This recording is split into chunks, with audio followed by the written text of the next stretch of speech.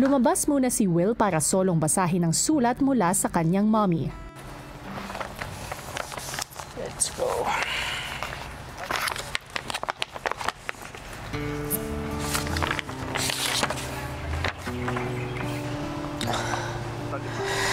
Hi, B. Kamusta ka? Ako, okay naman. Check-up ko, basta sabi ng doktor, maintain ko yung gamot ko. At sabi, monitor sa mga follow-up check-up.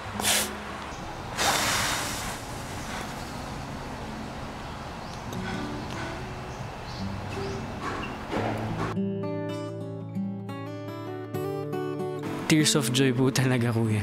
Sobrang sarap po sa pakiramdam, kuya, na mabasa ko yung letter galing sa mom ko. Sobrang na-miss ko lang po yung ganong moment. Kahit na po sa letter, naramdaman ko po na magkausap lang din kami. Pagbalik sa mga kasama, si Will piniling ibahagi sa kanila ang laman ng sulat. Happy for you. Toto, pinakamalalang iyak ko dito. Last cup. Tara. Proud po ako eh. Proud po ako sa moment na yun. Na-happy po ako na i-share po sa kanila yun. Nag-walking na din ako sa umaga. Bumili pa ako ng jogging pants. Hehe. Yung sapatos pang walking nasira, bumigay agad. Ha ha ha. Dinikitan ko na lang muna rugby. Ha ha ha. Nakakatuwa lang po na talagang di niya po pinapabayaan yung sarili niya. Okay siya. Palagi kitang pinapanood, B.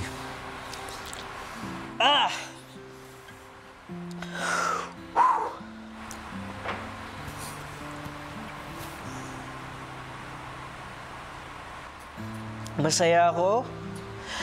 Makita ang improvement mo from day one.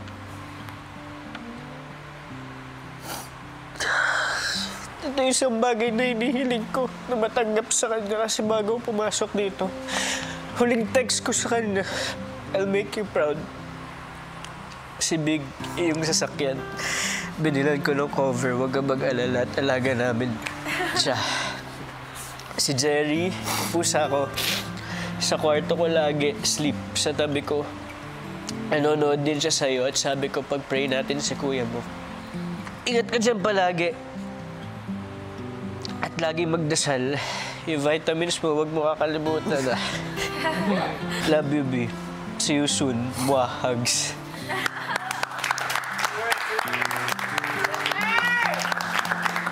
Ang tagal ko na pong hinahanap yung ganong message. Tsaka yung mga bagay po na iniisip ko talagang nasagot po lahat sa isang letter. For you.